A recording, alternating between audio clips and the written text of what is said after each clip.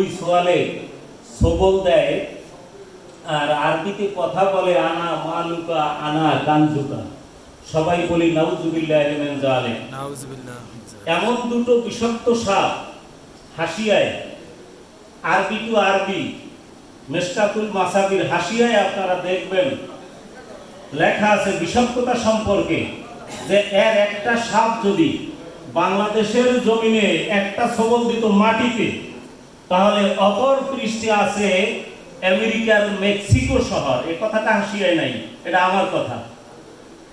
অর্থাৎ পৃথিবীর অপর প্রান্তে পর্যন্ত একদম নিষ্ক্রিয় হয়ে যেত, একটা শস্য আপনারা কেউ ফোটাতে পারতেন না। সবাই বলি নাউজুবিল্লাহি মিন যালিক। কেন এটা?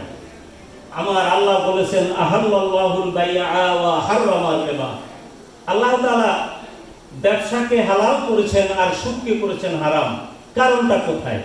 কারণ হচ্ছে এই সুদভিত্তিক অর্থনীতি, সে অর্থনীতির মধ্যে, সমাজের অর্থের মধ্যে বৈষম্য সৃষ্টি করে। আমরা তো এখন স্লোগান তুলছি বৈষম্যহীন সমাজ বিনির্মাণে। বৈষম্যহীন সমাজ বিনির্মাণের চেষ্টা করলে, সাকসেস হতে হলে তার আগে বৈষম্যহীন অর্থ ব্যবস্থা অতীব জরুরি। কি বলেন আপনারা, সত্য কিনা? অর্থই হচ্ছে সব অনর্থের মূল, অর্থই হচ্ছে সব কিছুর মূল। বন্ধুরা আমার, আপনারা দেখুন সুদী অর্থনীতিটা, সুদভিত্তিক অর্থনীতিটা, সে বেশি টাকার দিকে অল্প টাকাগুলিকে নিয়ে আসে বা সম্পদগুলিকে নিয়ে আসে। সুদে যদি কেউ লোন দেয়, তাহলে তার বেশি টাকা না, লোন দেওয়ার মতো টাকা আছে এই জন্য তো দেয়।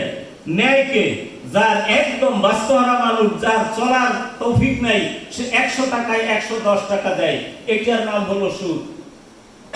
একই জিনিস, মুদ্রায় মুদ্রা, মালে মাল, যদি এটা নিয়ে থাকেন বাড়তি, তাহলে সেটা সুদ, আর বাড়তি না নিলে সেটা কর্জে হাসানা। আমি বুঝাতে পারছি কিনা? এই অর্থ ব্যবস্থা ছাড়া আর যাকাত ভিত্তিক অর্থনীতিতে আপনি লক্ষ্য করবেন যাকাত দেয় ধনী মানুষের, ন্যায় গরিব মানুষের।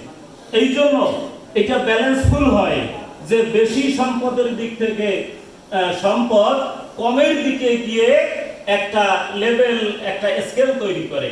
বলুন সুবহানাল্লাহ। আর সুদ ভিত্তিক অর্থনীতিতে তার বিপরীত, যে কারণে আজকের সারা দুনিয়ায় দেখবেন টাকা জমা করার, পাচার করার প্রতিযোগিতা আছে, কিন্তু তার মোকাবেলা ইসলামপন্থী মানুষদের।